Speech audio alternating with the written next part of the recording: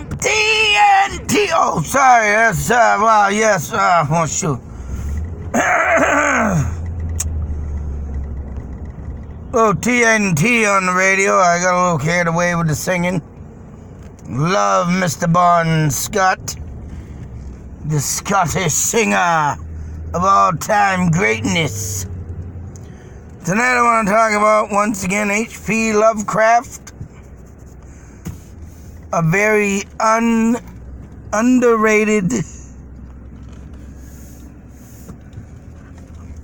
author.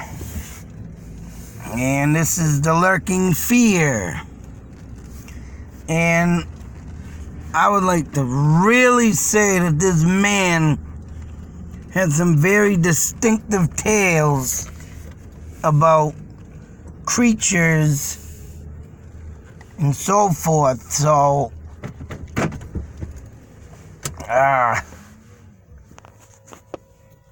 and just how he describes this creature. Whew, excuse me. I'll tell you, this man must have seen a lot in his day. I think he had to have seen or heard tales about these creatures, and I'll tell you something. Between the Bat Squatch and Skinwalker, this man has very detailed stories. In this one I just finished up, it don't say much. Like the other story, The Dark Whisper.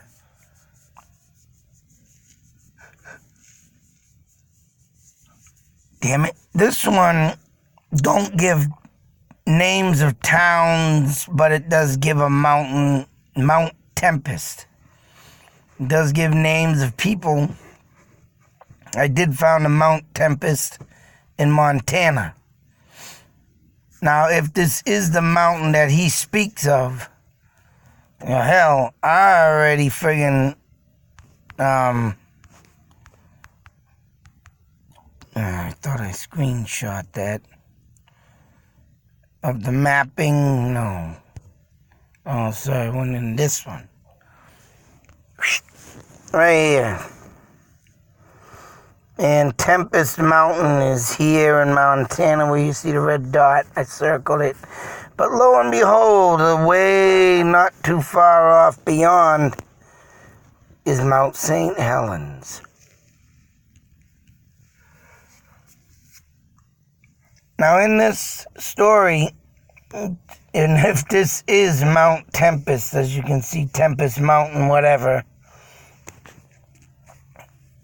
In this story, if anybody wants to check it out, this guy literally speaks of, descriptions of a skinwalker and supposedly that bat squatch, which now I'm thinking if that was what was seen at Mount St. Helens, most rightfully this is Tempest Mountain that he's speaking of, and saw it there too. So I mean, for this story, and he's got this stuff based like back in 1921, he's always in the 20s. So he's had to have been doing this writing throughout the 20s. Damn it, excuse me, freaking yawning. But, all this, I tell you, when I read a book or I listen to audio like this, man, the soothing voice of the man puts me to sleep. Man, I want to go to bed. Yeah. But when I do my research, I try and stay up as much as I can, but it always drains me out for some reason. So I'm taking in all this knowledge, man. My brain's like a friggin' marshmallow right now. I got so much stuff that I want to do. It's burning me out, literally. And by the time I get to the night or when I want to do something or go for a ghost hunt, I'm like, all right, I'm out. Oh, man. But every day I learn something, and every day, man, like this is I don't know if this is the illustration of the original book, but, you know, just like everybody else, they call it Skinwalkers or, you know, Wendigos, all the devil's creature, which, you know, people don't understand, and that's what I've been trying to say. Even the Wendigos, they say these are cannibalistic animals, you know, but I want to say one thing. The Native Americans, I hate to say it, but, you know, it needs to be known. They can't hide this no more. They want you to think they fear them. They don't fear them. They want you off their land. And because of the simple fact that this was made long ago, keep white man off the land, it's probably gotten so out of control they have to say this kind of stuff. Because now they're allowed to be... I just read an article that an Indian tribe had got pushed out of their dwellings and they just got it back. I don't know how long they've been emptied in that place, but, you know, they got it taken from them and now they're getting it back. I just read that article somewhere. So, I mean, but these distinctive stories this guy has of these creatures that simulate the skinwalkers and, you know, so much the bat squatch, but it could be something else, another creature, but all in all, and he speaks of the Native Americans, I believe, in this story, too. I forgot to pull out my black rock, too. In the other story he mentions, it's just this, oh man, I can't believe I haven't heard of this guy. Because there's so much distinctive stuff in these stories that I've looked up and that I've talked about. And it's like looking into a mirror of stuff I, you know, read about, not knowing about, and this stuff's now starting to come up. I want to thank my YouTube subscriber that found this. Big, huge help. I mean, he also is, I hope it's a he, said that he thinks that this stuff, like, represents my stuff. So this guy was from Rhode Island, huge area of the King Philip War. King Philip resided, great chief Metacom in Rhode Island. It used to be a part of Massachusetts, but went to Rhode Island.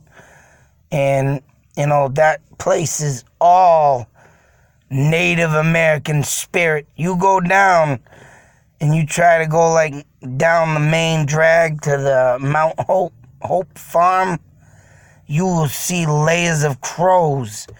I mean, when I went down there to that farm, man, crows lined up the road. Everywhere I could see, there was a crow. And when I got into that damn Mount Hope Farm, 2 hawks live there. They say they guard the posts. They know his spirit's there. And when I went to the place that he was murdered, got his head chopped off, a hawk followed me in them woods. Literally flew by. I could not record. And I had a shitty-ass tape player. And you know what? I wanted to do a tape recording thing, but the tape recorder screwed up. And I forgot all about the audio friggin' app on my phone that I could have used. But I couldn't record in that place. But I figured it was amazing to see that hawk just blow by me. And I'll show you something in a minute, meaning to talk about that. But this guy speaks of the Native Americans, the creatures, and I'm well aware that, and I'm most certain that I'm putting money on it, that he's talking about these goddamn skinwalkers. Or Wendigos. And I think the Wendigos, yeah, they might be cannibalism, but I still think them are also creatures made by Native Americans in Canada and Northern Hemisphere because, right, they wanted to keep the white man off their sacred land. They wanted this thieving of land to stop. That's it. And to this day, it's out of control. Native Americans can't control it. That's why these things attack. You got to stay away from them because they still think they're guarding the land. And all this new development going on these days ain't making it look good. But anyways, that's what I'm going with this Tempest Mountain. And if he was talking of that damn mountain there, that ain't too far off from where Mount St. Helens is. Around that mountain of Mount St. Helens where Indian tribe lived. And that's where Mount St. Helens, when it did blow up back in 1982, supposedly, a submerging beast came out with wings. He talks in this story of a beast with wings. And like Skinwalkers can take any form of creature, I'm sure that could be it too. Think about it. But I got a couple other stories, maybe 3 stories left of this guy. God damn, they're friggin' long. But oh man, I get into these stories, I don't even want to leave it. That's how good they are. And for this guy to be unknown like he is, that was a sad story for this man. 'Cause I'm sure if he would have lived out his life and not had a short, I don't know how, I forgot how he said he died, but he did, live a very skeptical life of, paranoia, I want to say. But I'm for damn sure, I want to say he resided near Indian spirits. And how he came about these stories and stuff, I want to say these things, the way he acted back in the day, and they say that he got, messed up because he saw his grandmother in a black dress. I'm about to wonder if he really got haunted by the spirits of Rhode Island. I say, I'm in the stomping grounds of the King Philip War, Great Chief Metacom. And there's still Native American tribes in them states, Connecticut, Rhode Island, to this day. That man was born and raised there, Mr. Lovecraft, in Rhode Island, and he died there, so I wonder if he had these visions and was given these visions of this stuff. That's what I think. Because like I say, here's that damn Tempest Mountain, there's Mount St. Helens. Not, identical, lined up. Almost lined up. So, that's my thoughts and theories on this guy. And they said he was a fictional author. They say he was fictional. And I think, they say he was a fictional author, but I think he was more than fictional. I think he's more non-fictional. And I think he had a lot of friggin', visions being in that Native American land. That's what I think. He might have been fictional, but I think he stumbled upon something.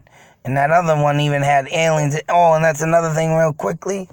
This thing speaks of lightning and thunder and this beast arising from it.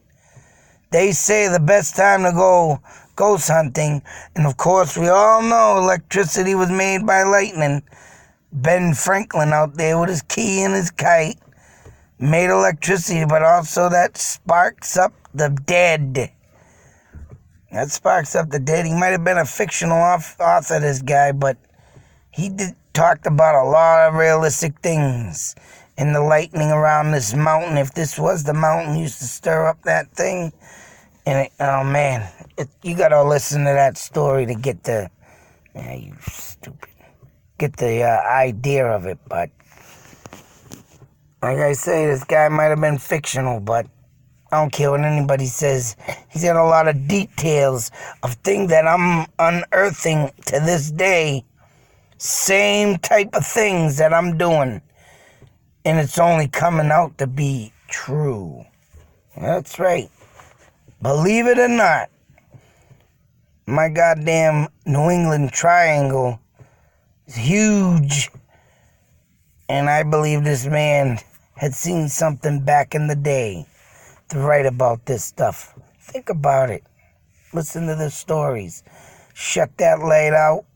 sit back in the chair if you got time. If you got time, check out these stories. And you're going to see some of the stuff that he says and comes out with is like the stuff that I'm unearthing and talking about. That it's insane. It sends chills up my spine. This guy ever existed. And I'm taking over on the truth. Fictional? My ass. Till that next video, be safe, take care, and believe. That's right. Better believe. If you don't believe me, then something wrong with you. Out.